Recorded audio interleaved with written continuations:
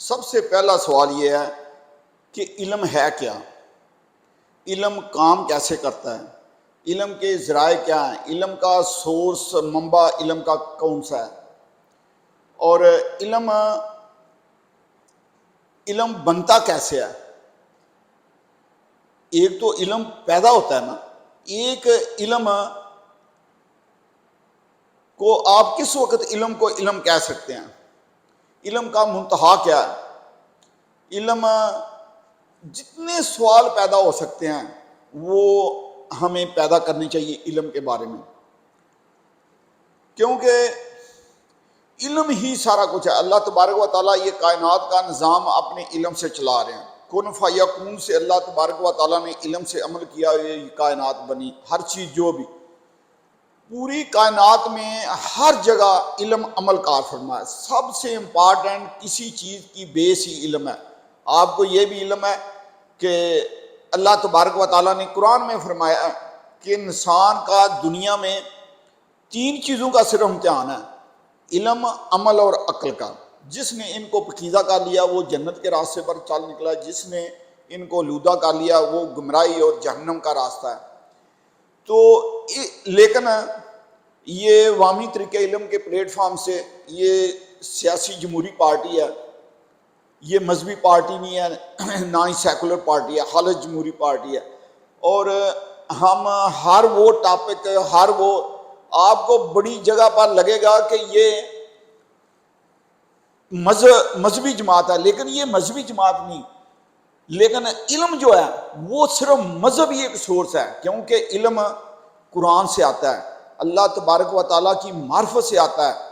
اور اسپیشلی علم کو اگر آپ نے حاصل کرنا ہے، وہ ذرائع کیا ہیں، وہ سورس کیا ہیں، وہ سارے کے سارے قرآن سے صرف مل سکتے ہیں، کیونکہ قرآن کا پہلا مدعا، پہلا سوال کا آغاز ہی ادھر سے ہوتا ہے کہ قرآن ہمیں بتاتا ہے کہ آپ نے استدلال کیسے کرنا ہے، علم حاصل کیسے کرنا ہے، تنقید کیسے کرنی ہے۔ ہر چیز قرآن پاک ہمیں سکھاتا ہے۔ ہماری سب سے بڑی بدقسمتی ہماری قوم کی یہ ہے، قوم کی نہیں، پورے مسلمانوں کی پچھلی 10-12 صدیوں سے جو ہم اس گمراہی کی وجہ سے ہم جہالت میں چلے گئے ہیں، وہ سارے کے سارے جتنے مسائل ہیں وہ صرف اور صرف قرآن سے دوری ہے۔ دنیا میں کسی قوم کی، یہ جو آپ کو ترقی یافتہ ملک نظر آ رہے ہیں نا، ان کے پیچھے بھی وہی مذہبی علم ہے، کیونکہ علم کا صرف سورس اور منبع اللہ تبارک و تعالیٰ کی ذات ہے۔ علم صرف اور صرف، اور وہ اللہ تبارک و تعالیٰ نے قرآن میں بتائے ہیں کہ وہ کون کون سے سورس ہیں، کون کون سے ذرائع ہیں، آپ نے کس طریقے سے استدلال کرنا ہے، آپ نے کس طریقے سے تنقید کرنی ہے، آپ نے کس طریقے سے نئے سوال پیدا کرنے ہیں۔ یہ ہر چیز صرف اور صرف، یہ ہر چیز صرف اور صرف قرآن سے انسان کو مل سکتی ہے، لیکن بدقسمتی سے ہم کوشش ہی نہیں کرتے۔ یاد رکھو، اسلام دین فطرت ہے، دین فطرت پر مبنی ہے، فطرت کی بساط انتہائی سادہ ہے، اور قرآن کا سلوک بھی فطرت پر مبنی ہے۔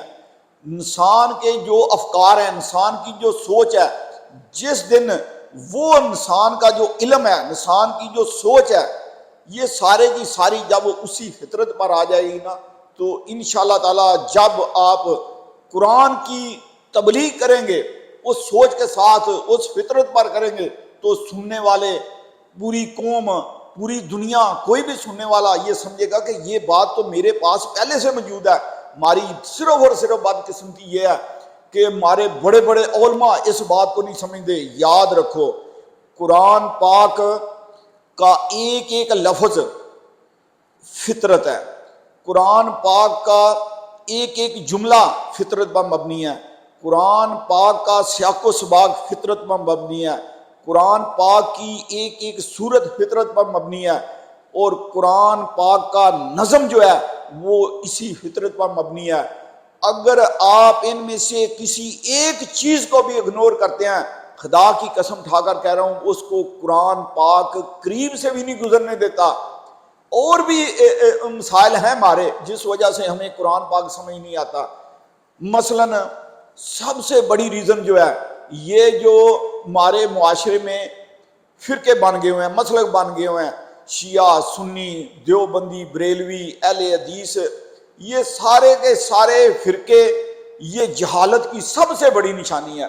جتنی دیر تک ان کو ختم نہیں کریں گے اتنی دیر تک علم نہیں آ سکتا۔ یہ سب سے بڑی جہالت ہے۔